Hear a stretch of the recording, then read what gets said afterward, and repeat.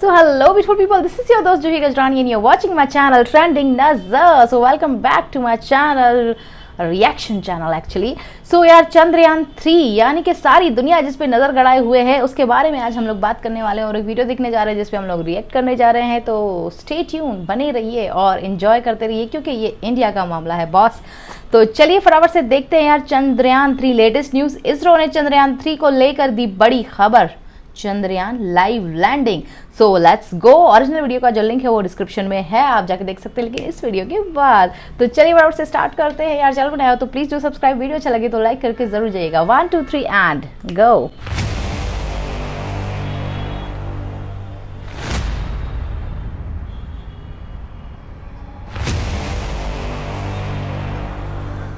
विक्रम ने कहा धन्यवाद मेरे दोस्त, और इसरो ने रच दिया इतिहास. चंद्रयान ने वो कर दिखाया जो बड़ी बड़ी स्पेस एजेंसियां भी नहीं कर पाई. इसरो चीफ ने मिशन को लेकर किया एक और बड़ा खुलासा और नामुमकिन को मुमकिन करने निकला हमारा चंद्रयान.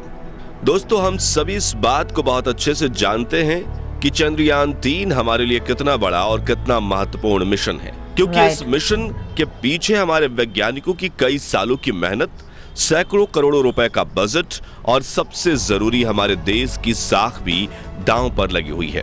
और अभी तक के मिशन को अगर देखें तो चंद्रयान 3 ने हमारे सर को एक पल के लिए भी झुकने नहीं दिया है. एक से बढ़कर एक मुश्किलों को भी हमारा ये अंतरिक्ष यान चुटकियों में पार करते हुए आगे बढ़ रहा है. इसी सिलसिले में चंद्रयान ने फिर से एक ऐसा कारनामा कर दिखाया है जिससे हम सभी भारतवासियों का सीना गर्व से फूला नहीं समा रहा है.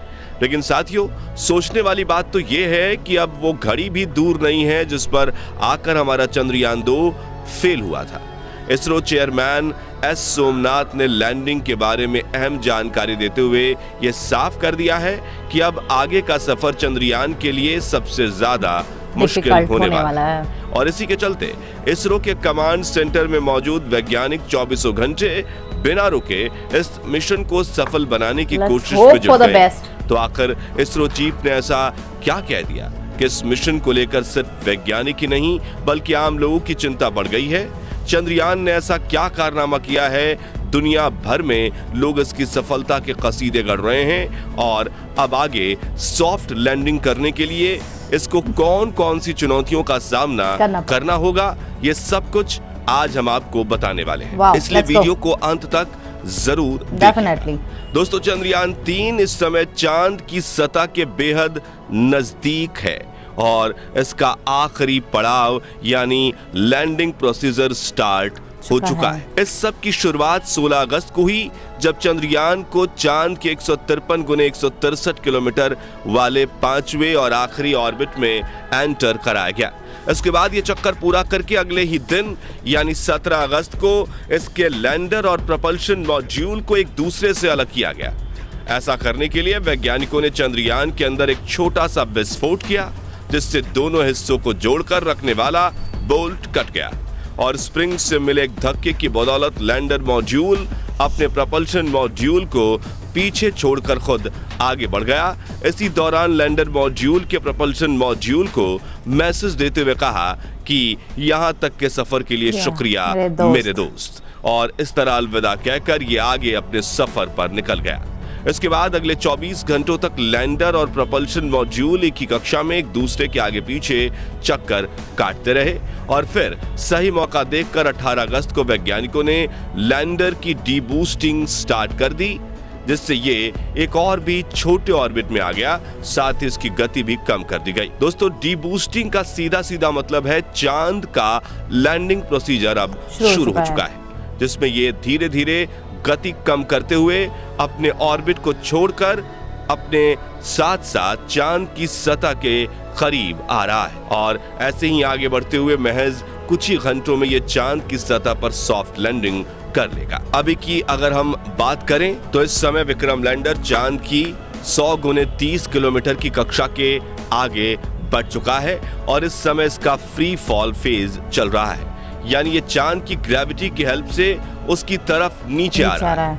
इसरो वैज्ञानिक पूरी तरह सचेत हैं और वो इस पर पल पल नजर रख रहे हैं और खबर भी ले रहे हैं. असल में वैज्ञानिकों को अच्छे से कल पता का है दिन कि बहुत चंद्रयान महत्वपूर्ण है। इस समय अपने सबसे क्रिटिकल फेज से गुजर रहा है और इसी को देखते हुए इसके सभी सेंसर्स और इंजन्स अब ऑन कर दिए गए हैं, क्योंकि इम्तिहान की वो घड़ी आ चुकी है जिसका हम पिछले करीब 40 दिनों से इंतजार कर रहे हैं।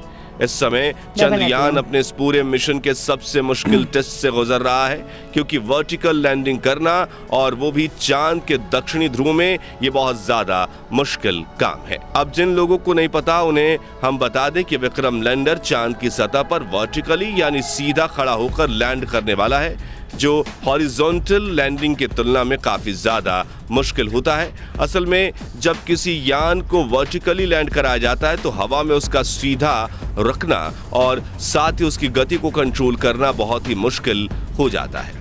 इसका कारण यह है कि वर्टिकली नीचे आते हुए यान की रफ्तार काफी ज्यादा तेज हो जाती है।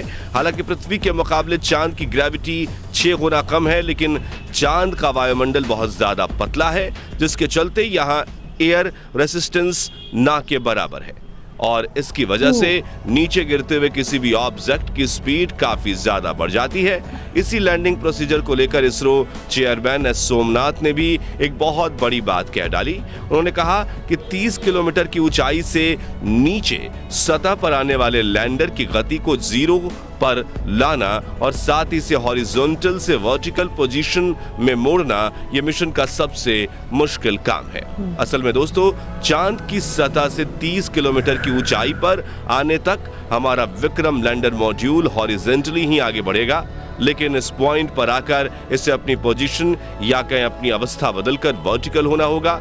इसके लिए लैंडर में लगे रेट्रो बूस्टर्स को फायर किया जाएगा, लेकिन यह काम काफी ज्यादा कैलकुलेटिव होने वाला है, क्योंकि बूस्टर्स को अगर आवश्यकता के अनुसार जितनी जरूरत है उतनी मात्रा और उतनी देर तक फायर नहीं किया गया तो लैंडर वर्टिकल नहीं हो पाएगा। वहीं और गलती से इंजन्स को जरूरत से ज्यादा पावर से फायर कर दिया गया तो लैंडर पूरा गोल गोल घूम जाएगा और ऐसा होने पर संतुलन खोकर यह क्रैश भी हो सकता है। और मुश्किल यहीं खत्म नहीं होगी, क्योंकि मान लो अगर लैंडर को वर्टिकली सीधा खड़ा भी कर लिया गया तब भी इसकी नीचे गिरने की गति को कंट्रोल करना एक बेहद ही मुश्किल टास्क होगा, क्योंकि सटीक कैलकुलेशन करके इसकी गति को इस हिसाब से कम करना है कि चांद की सतह पर टच डाउन करने से जस्ट पहले ये 0 हो जाए।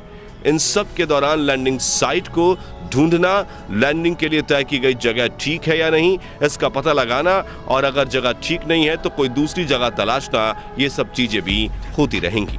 इसलिए खुद इसरो चीफ ने इसको मिशन का सबसे मुश्किल पड़ाव कहा है और यही वजह है कि वैज्ञानिक दिन रात मेहनत करके एक एक पल इसके हर एक मूवमेंट पर नजर रखे हुए हैं, ताकि कोई छोटी सी गड़बड़ी होने पर भी तुरंत एक्शन लिया जा सके। वैसे हमारे वैज्ञानिक पर हम पूरा भरोसा करते हैं कि जैसे उन्होंने मिशन के पिछले सभी पड़ावों को पार किया वैसे ही ये इस चैलेंज को भी पार कर लेंगे, क्योंकि एक तो हमारे वैज्ञानिक बहुत ज्यादा काबिल हैं जिसमें कोई शक की बात नहीं है, और दूसरा इनके पास चंद्रयान 2 के फेलियर का एक्सपीरियंस भी है।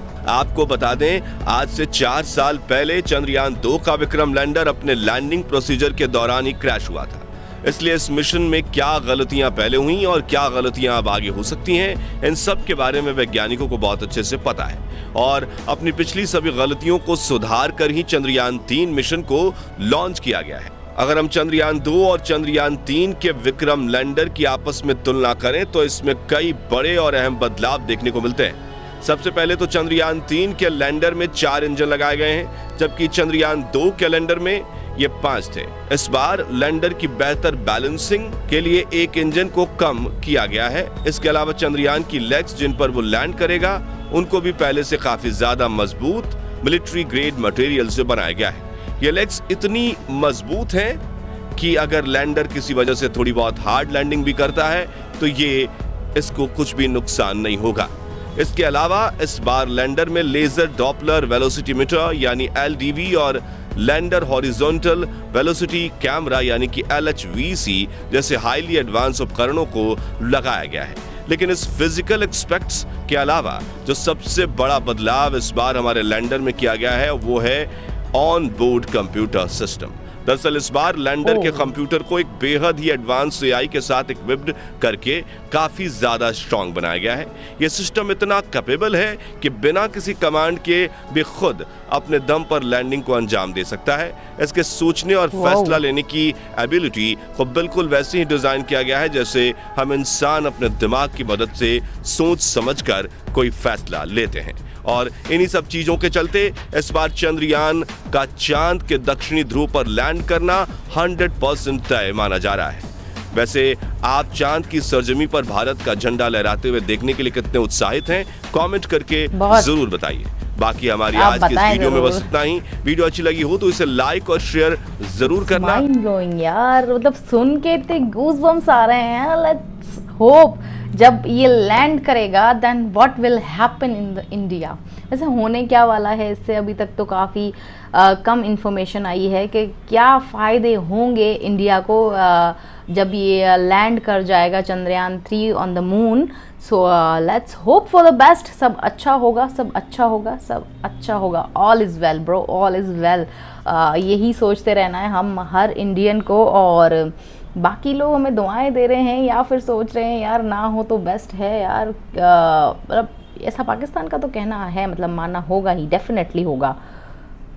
वो इंडिया की तरक्की कहाँ देख सकता है, भले हमसाया मुल्क है तो क्या हो गया।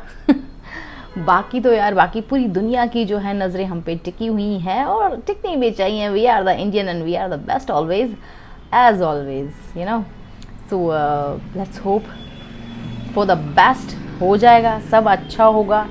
और चंद्रयान 3 को अपने प्रेयर्स में याद रखिए ताकि इंडिया वो पहला देश बन जाए जो कि चांद पे दक्षिण दिशा में जो है वो लैंड होगा। और इसमें बताया जा रहा है काफ़ी ज़्यादा फ़ायदे होने वाले हैं इंडिया को। और डेफिनेटली अगर वो फ़ायदा इंडिया को है तो उसके हर एक व्यक्ति को ज़रूर उसका फ़ायदा मिलेगा।